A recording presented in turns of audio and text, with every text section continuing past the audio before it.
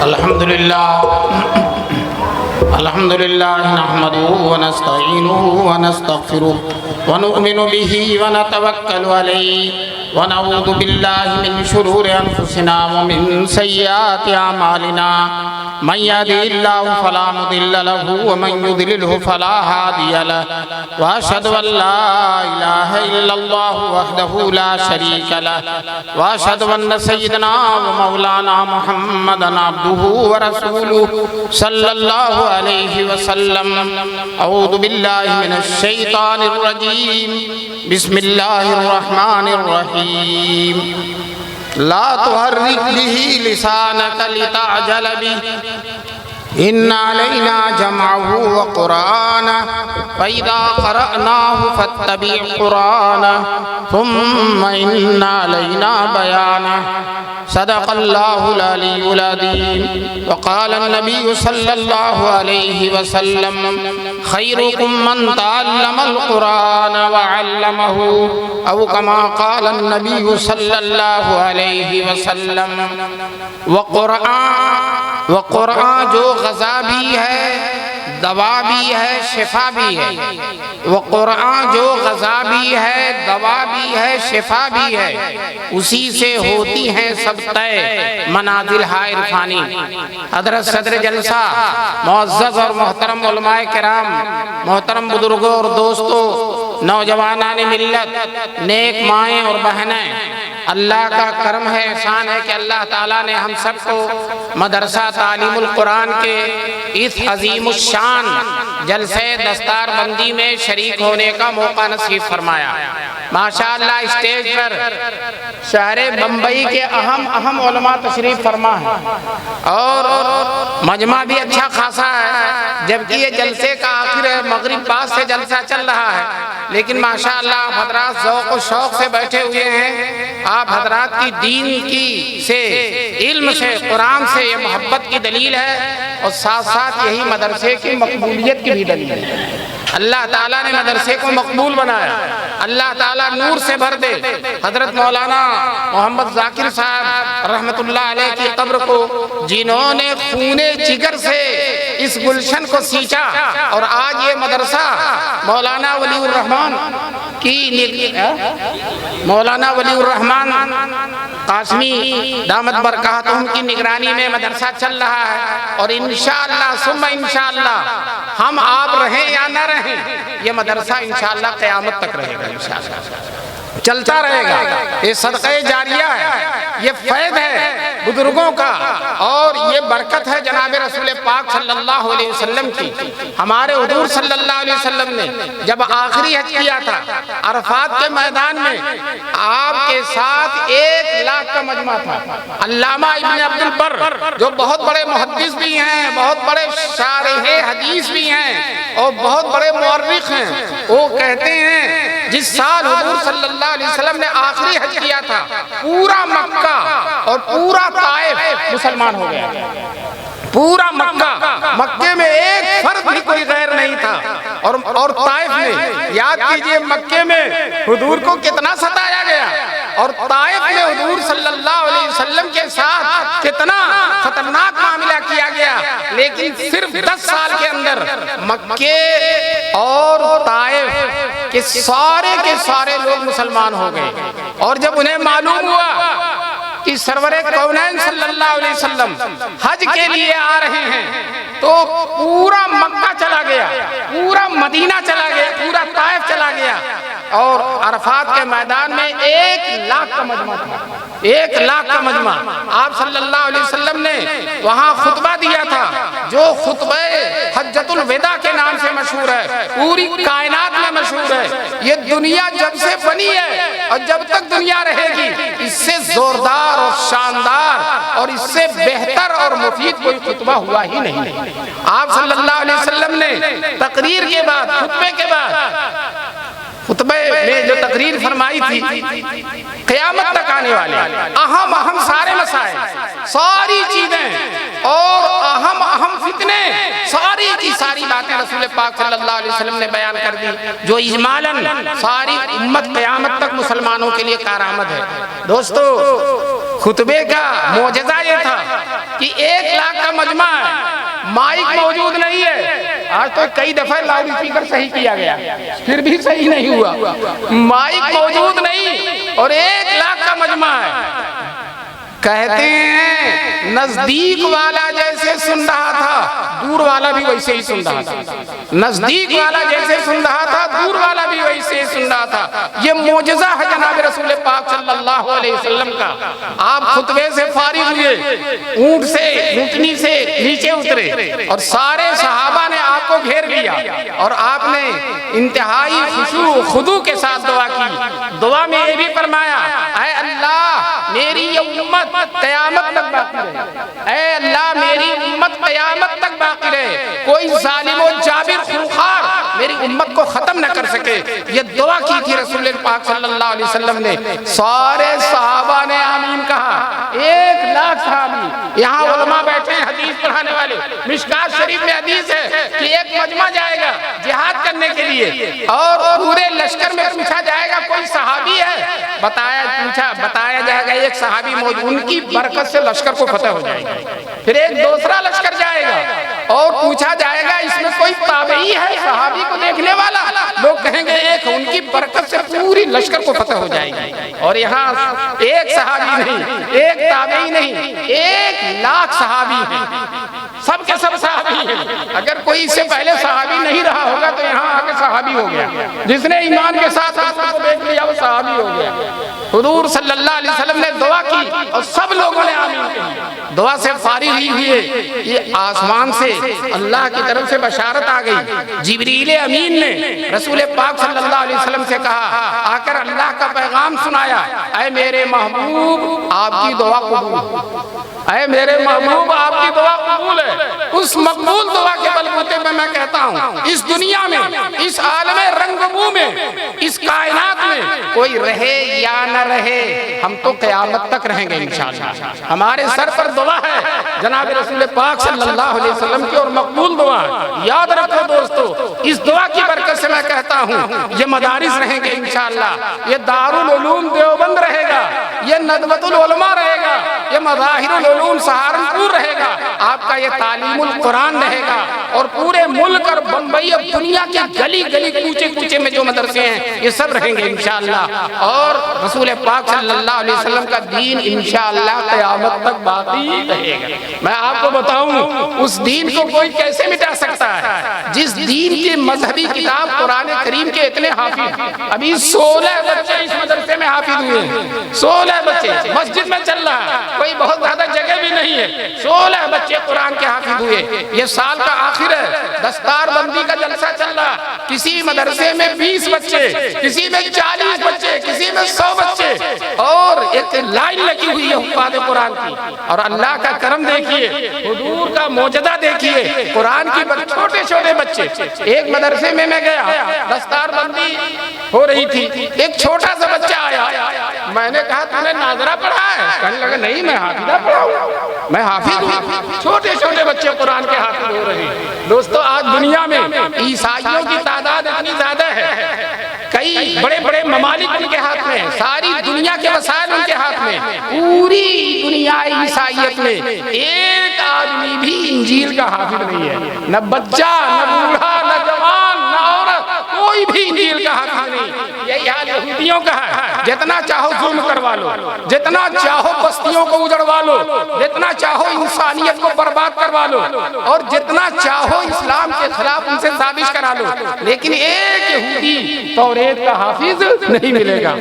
دوستو یہ توریت انجیل بڑی پتلی پتلی، میں نے دیکھا ہے پتلی پتلی، ہمارے ان بچوں کو دیں گے 1.5 مہینے میں حافظ یاد کر کے کنارے رکھ دیں گے، لیکن ان کو یاد نہیں ہے۔ وہ لوگ جن کو اپنی مذہبی کتاب ہی نہیں محفوظ ہے وہ ہمیں کیا برباد کریں گے۔ آج اگر اس پوری دنیا میں 70 پورے ہندوستان میں 70,000 حافظ ہیں تو آئندہ انشاءاللہ 90,000 ہو جائیں گے، سلسلہ کم ہونے والا نہیں، بڑھتا ہی چلا جائے گا۔ دوستو قرآن کریم کے بارے میں مسلم شریف کی روایت ہے، جناب رسول پاک صلی اللہ علیہ وسلم سے اللہ تعالیٰ فرماتے فرماتے ہیں، حدیث قدسی ہے، اے نبی میں آپ کو ایسی کتاب دوں گا جس کو سویا ہوا بھی پڑھے گا اور جاگا ہوا بھی پڑھے گا۔ دوستو دنیا کی کوئی کتاب سویا ہوا نہیں پڑھ سکتا، کوئی کتاب سویا ہوا، قرآن کی خصوصیت ہے اس کو جاگا ہوا بھی پڑھے گا، سویا ہوا بھی۔ جاگا ہوا تو پڑھتے دیکھتے ہی رہتے، مدارس گونج رہے ہیں، مسجدیں گونج رہی ہیں قرآن کی تلاوت سے، سویا ہوا کیسے پڑھے گا؟ آپ جن کو قرآن کریم کی تلاوت کی عادت ہے اور زیادہ قرآن کریم پڑھتے ہیں ان کو تجربہ ہوگا، رات میں جب نیند کھلتی ہے تو والتین والزیتون وطور سینین کوئی نہ کوئی آیت ان کی زبان پہ جاری ہوتی ہے، سویا ہوا بھی پڑھ رہا ہے، جاگا ہوا بھی پڑھ رہا۔ حکیم الاسلام قاری طیب صاحب رحمۃ اللہ علیہ کے حالات میں لکھا ہے کہ نیند میں 9-12 پڑھ گئے، نیند میں 9-12 پڑھ گئے، یہ معجزہ ہے قرآن کریم کا۔ یہ چھوٹے چھوٹے بچے کتنی آسانی کے ساتھ حافظ ہو جاتے ہیں، بعد اتنے کم عمر کے ہوتے ہیں کہ لگتا ہے کمر بند باندھنے کا بھی ڈر نہ ہوگا، اور ماشاءاللہ فر قرآن پڑھتے ہیں۔ ابھی کسی بچے کو مولانا ولی الدین صاحب نے انعام بھی دیا ہے، 10-10 ہزار بھی دیا، جنہوں نے ایک بیٹھک میں سنایا ہے۔ دوستو یہ پورا قرآن ایک بیٹھک میں، بہت سے مسلمان ہیں جوان ہو کر بوڑھے ہو جاتے ہیں اور ایک قرآن بھی ختم نہیں کر سکتے، اور یہ بچے مدرسوں کی برکت سے، ان علماء کی برکت سے، ان حافظوں کی برکت سے جو ہے ایک نشست میں پورا قرآن پڑھ رہے ہیں۔ یہ اللہ تبارک تعالیٰ کی طرف سے توفیق ہے، اور یہ توفیق کا سلسلہ انشاءاللہ قیامت تک جاری رہے گا۔ میں مدرسے کے ذمہ داروں کو، معاونین کو اور مدرسے کے کارکنان کو دل کی گہرائیوں سے مبارکبادی دیتا ہوں کہ اللہ تبارک تعالیٰ نے آپ سے عظیم کام کیا۔ یہ گووندی محلہ ہے، مجھے راستے میں لوگوں نے بتایا کہ ماشاءاللہ جہاں یہاں حافظ ہو رہے ہیں، عالم ہو رہے ہیں، قاری ہو رہے ہیں، یہاں کے نوجوان نشہ بھی کر رہے ہیں، نوجوان نشہ کر رہے ہیں۔ تو میں آپ سے بتانا چاہتا ہوں ہمارے حضور پاک صلی اللہ علیہ وسلم کو نشے سے نفرت ہے۔ اللہ نے قرآن میں انما الخمر والمیسر والانصاب والازلام، نشے کو، شراب کو، جوئے کو، ان تمام چیزوں کو شیطان کا عمل بتلایا ہے۔ اس لیے ہم اپنے نوجوانوں سے درخواست کرتے ہیں کہ خدا کے واسطے اللہ اور اس کے رسول کے حکموں کی خلاف ورزی مت کیجیے، نشے سے آپ اپنے آپ کو بچائیے۔ نشہ کسی بھی طرح کا، چاہے شراب ہو، چاہے انجیکشن ہو، چاہے ہیروئن ہو، کسی کے طرح کا بھی نشہ ہو، اس نشے سے ہم کو بچنا چاہیے۔ نشہ جہاں ہماری آخرت برباد کرتا ہے وہیں ہماری صحت بھی برباد کرتا ہے۔ نوجوان چہرہ ایسا سکڑ گیا ہے جیسے لگتا ہے 88 سال کا بوڑھا ہے، حالانکہ 18 سال کا، پوری جوانی، صحت، تندرستی برباد ہو جاتی ہے، گویا دنیا بھی گئی اور آخرت بھی گئی۔ اللہ تبارک تعالی ہم سب لوگوں کو ان نشے کی نقصان دہ چیزوں سے اللہ تعالی ہم سب کی حفاظت فرمائے۔ اور میں آخر میں پھر حضرت استاد محترم مولانا مجیب اللہ صاحب، اللہ تعالیٰ ان کی عمر میں برکت نصیب فرمائے، تشریف فرما ہو گئے ہیں، اور وہی جلسے کا آخری خطاب فرمائیں گے اور دعا بھی فرمائیں گے۔ اللہ تبارک تعالیٰ آپ حضرات کے تشریف لانے کو، اس مل بیٹھنے کو قبول فرمائے۔ وآخر دعوانا ان الحمدللہ رب العالمین۔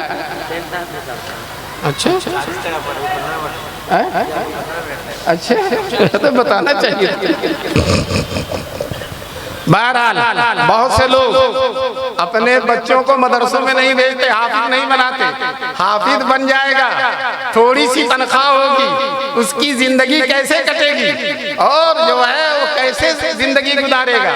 میں آپ کو بتا دینا چاہتا ہوں، اللہ تعالیٰ ان عالموں اور حافظوں کو قرآن کی برکت سے ایسی اچھی زندگی، ایسی اطمینان کی زندگی، حیات طیبہ مبارک زندگی ان کو نصیب فرماتا ہے، اور خوشی کے ساتھ، شادمانی کے ساتھ رہتے ہیں۔ آپ کے 2 بیٹے ہیں، ایک کو آپ انگلش پڑھا ڈالیے، سب کچھ پڑھا ڈالیے، اور ایک کو آپ عربی مدرسے میں دیوبند بھیج دیجیے۔ آپ دیکھیے گا کون سکون سے رہتا ہے، کس کے چہرے پر رونق زیادہ ہے، کس کی زندگی سکون کے ساتھ گزر رہی ہے۔ میں برا نہ مانیے، میں اپنے ساتھ گزرا ہوا ایک واقعہ سناتا ہوں۔ علی گڑھ میں میں ایک رکشے پر بیٹھا، رکشے والا جوان تھا، پینٹ وغیرہ پہنے ہوئے تھا، صاف ستھرا، تو میں نے پوچھ دیا آپ رکشہ کب سے چلا رہے ہیں؟ کہنے لگے چچا جب سے BA پڑھا جبھی سے چلا رہا، جب سے BA۔ میں نے کہا تم بوڑھے آدمی کا مذاق اڑا رہے ہو؟ کہنے لگا چچا مذاق نہیں اڑا رہا ہوں، اچھا خاصا پیسہ تو پڑھنے میں خرچ ہو گیا، پھر ادھر درخواست ادھر اپلائی ادھر کیا، اور ہوتے ہوتے جتنا پیسہ تھا وہ بھی ختم ہو گیا، اور رکشہ چلانے پر میں مجبور ہو گیا۔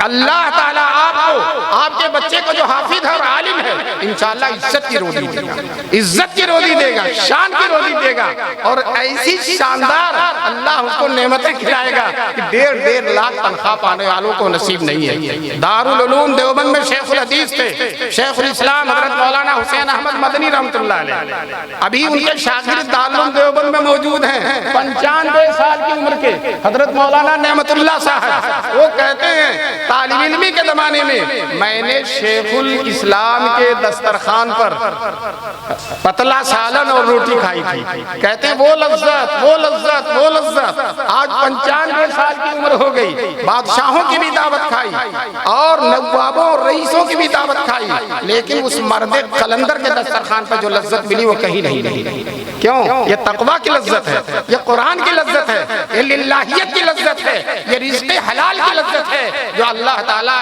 ان عالموں اور حافظوں کو دیتے ہیں۔ اور الحمدللہ ان حافظوں اور عالموں کو اللہ تعالیٰ بڑی شاندار زندگی، بڑی پرکیف زندگی، بڑی اطمینان والی زندگی ان کو نصیب فرماتا ہے۔ اس لیے آپ اپنے بچے کو حافظ بنا کر دیکھیے۔ حدیث میں رسول پاک صلی اللہ علیہ وسلم فرماتے ہیں جس کا بیٹا حافظ ہو جاتا ہے، قرآن زبانی یاد کر لیتا ہے، میدان محشر میں اللہ تعالیٰ اس حافظ قرآن کو اپنے سامنے کھڑا کریں گے، اللہ کے سامنے کھڑا ہوگا، اور اس کے باپ کو بھی کھڑا کریں گے، باپ بھی وہیں آ کر کھڑے ہوں گے، اور بیٹے سے کہا جائے گا پڑھیے، بیٹا ایک آیت پڑھے گا اور باپ کا ایک درجہ، بیٹا پڑھتا جائے گا اور باپ کا درجہ بڑھتا چلا جائے گا۔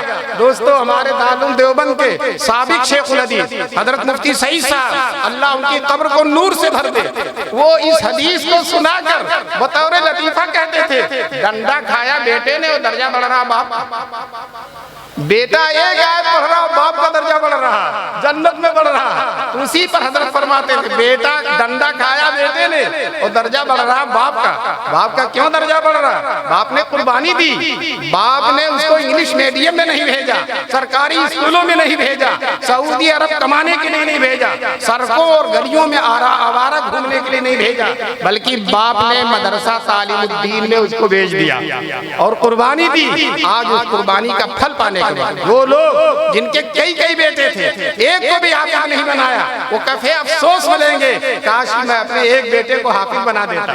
دوستو یاد رکھو اس دنیا سے سب کو جانا ہے، ہر آدمی اس دنیا سے جانے والا ہے اور قبر میں دفن ہونے والا ہے۔ مجھے لطیفہ بھی یاد ہے، انہوں نے کہا کہ ہماری تقریر کا 15 منٹ اور باقی ہے تو اب تو 10 منٹ کم سے کم باقی ہی ہوگا۔ ایک لطیفہ مجھے یاد آیا، ایک فقیر تھا، اس کی پگڑی لے کر کوئی چور بھاگ گیا۔ پہلے اتنی ہی بڑی چوری ہوتی تھی، پہلے اتنی ہی چوری ہوتی تھی، آج تو بمبئی کا چور بازار ختم ہو گیا۔ چائنا نے اتنا سستا مال کر دیا کہ چوروں کو چوری کی بھی ضرورت نہیں۔ بہرحال اس فقیر کی پگڑی لے کر ایک چور بھاگ گیا، چور بھاگا شہر کی طرف اور فقیر بڑے اطمینان کے ساتھ قبرستان کے گیٹ پر جا کر بیٹھ گیا۔ کسی نے کہا فقیر تجھ سے زیادہ بیوقوف کون ہوگا، تیری پگڑی ادھر گئی ہے اور تو یہاں قبرستان کے گیٹ پر بیٹھا ہوا۔ تو فقیر بڑی سادگی سے کہتا ہے کہیں جائے یہیں آئے گا، کہیں جائے یہی آئے گا۔ تو دوستو آپ سے بھی میں عرض کرتا ہوں آپ وائٹ ہاؤس میں رہیے، لال قلعے میں رہیے، شاندار محلات میں رہیے، ایوان حکومت میں رہیے، لیکن ایک دن قبر میں تو جانا ہوگا نا۔ چلے جاؤ گے خالی ہاتھ جبکہ حکم داور ہو، فقط ایک قبر کا گوشہ نہ تکیہ ہو نہ بستر ہو۔ دوستو اگر آپ نے اپنے بیٹے کو حافظ بنایا ہے، آپ نے اپنے بیٹے کو عالم بنایا ہے، آپ قبر میں ہوں گے اور آپ کا بیٹا آپ کے لیے قرآن پڑھے گا، دعائیں مغفرت کرے گا، ایصال ثواب کرے گا۔ میں نے علماء کو دیکھا ہے اپنے ماں باپ کو کبھی بھولتے ہی نہیں، قرآن جب ختم کرتے ہیں ابا اور اماں کی روح کو بخشتے ہیں، نماز کے بعد دعا کرتے ہیں اللہ میرے ابا اور اماں کی مغفرت فرما۔ بقرعید آتی ہے، باوجود کہ غریب ہیں ایک بکرا ابا کے لیے اور ایک بکرا اماں کے لیے کرتے ہیں، اور جب حج کرنے جاتے ہیں عرفات میں، منی میں، مزدلفہ میں رو کر غلاف کعبہ پکڑ کر دعا کرتے ہیں اے اللہ میرے ابا اور اماں کی مغفرت فرما، اے اللہ میرے ابا اور اماں۔ کبھی بھی اپنے ابا اور اماں کو یہ بھولتے نہیں ہیں، میں نے دیکھا ہے۔ اور اگر عالم نہیں بناؤ گے، حافظ نہیں بناؤ گے، دیندار نہیں بناؤ گے تو تمہاری قبر پر دفن کے دن تو جائے گا، دفن کر کے چلا آئے گا اور پھر کبھی جائے گا نہیں، یہ بہت دور ہے، قبرستان کافی دور ماشاءاللہ دور دور قبرستان ہے، لیکن اگر عالم اور حافظ ہے تو موقع نکال کر جائے گا، ہر دن جائے گا، ہر ہفتے جائے گا۔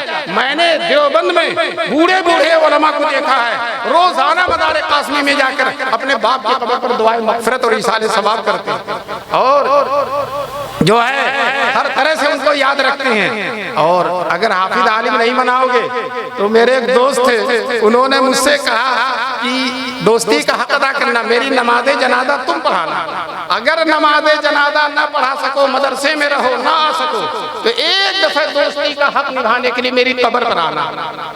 ٹھیک انتقال کے 1 مہینے کے بعد پہنچا، شہر میں سب سے بڑی دکان تھی، اب ان کے بڑے بیٹے بیٹھے ہوئے تھے دکان پر اور خریداروں کے بیچ میں گھرے ہوئے تھے اور باپ کی محنت سے فائدہ اٹھا رہے تھے۔ میں نے کہا آپ کے ابا سے وعدہ ہے قبرستان پر جانے کا، آپ چلیں قبرستان بتا دیں، تو قبر بتا دیں، کہنے لگے دفن کر کے آیا، اس کے بعد گیا نہیں، کئی لوگ مر چکے ہیں، پتہ نہیں ابا کی قبر کون ہے۔ وہ ابا جو دکان دے کر گیا تھا، وہ ابا جو جائیداد دے کر گیا تھا، جو مال و دولت کا خزانہ چھوڑ کر انبار چھوڑ کر گیا تھا، اس ابا کو بھول گئے۔ عالم اور حافظ ہوں گے تو انشاءاللہ بھولیں گے نہیں۔ بانی دارالعلوم دیوبند حضرت مولانا قاسم نانوتوی رحمۃ اللہ علیہ، ان کے ایک ہی بیٹے تھے حافظ محمد احمد حکیم الاسلام قاری طیب صاحب کے والد محترم۔ جب یہ حافظ ہو گئے، حضرت مولانا قاسم نانوتوی نے بہت بڑی دعوت کی، حالانکہ بہت زیادہ مالدار نہیں، بڑی دعوت، اور سارے دوستوں کو دور دور سے مولانا رشید احمد گنگوہی اور کس کو سب کو بلایا، اور دعوت مولانا قاسم کی تھی، سب کے سب پہنچ گئے، سب کے سب پہنچ گئے۔ دیکھو نا دارالعلوم دیوبند مولانا قاسم کی دعوت ہی تو ہے، پوری دنیا سے دیوانہ وار چلے آ رہے ہیں۔ ابھی دادا نے اعلان کر دیا سوم تک داخلہ نہیں ہوگا، بہت سے لڑکے ابھی سے بے ہوش ہونا شروع ہو گئے، پریشان ہونا شروع ہو گئے۔ بہرحال مولانا قاسم رحمۃ اللہ علیہ نے سب اپنے دوستوں کی دعوت کی، اور دعوت ہی کے دوران اپنے بیٹے حافظ محمد احمد کو بلا کر کہا بیٹے میں نے تم کو حافظ اپنے لیے بنایا، اپنے لیے یاد رکھنا۔ اب میں آپ کو بتاؤں، حافظ محمد احمد جب تک زندہ رہے روزانہ مغرب کے بعد نفل میں 1 پارہ کی تلاوت کر کے اپنے والد کی روح کو ایصال ثواب کرتے ہیں۔ مردہ سب سے زیادہ انتظار کرتا ہے کہ میں نے جو بہت بڑی بڑی بلڈنگیں بنا کر اپنے بیٹوں کے حوالے کر دی تھی، بیٹے میرے کیا حوالے کر رہے ہیں، مجھے کیا بھیج رہے ہیں، میرے لیے کیا بھیج رہے ہیں۔ دوستو کچھ نہیں بھیجیں گے الا ماشاءاللہ، لیکن اگر عالم بناؤ گے تو انشاءاللہ تمہیں کبھی بھولیں گے نہیں، حافظ کبھی بھولیں گے نہیں۔ اس لیے اللہ تبارک تعالی ہم سب کو اس بات کی توفیق نصیب فرمائے کہ اپنی اولاد کو عالم اور حافظ بنائیں، دیندار بنائیں، اور جو ہے مولانا مجیب اللہ صاحب تشریف فرما، مجھ سے بولا نہیں جا رہا، میرے استاد موجود ہیں اس لیے زبردستی اتنا بول دیا۔ اللہ تبارک تعالیٰ میرے بولنے کو قبول فرمائے۔ وآخر دعوانا ان الحمدللہ رب العالمین۔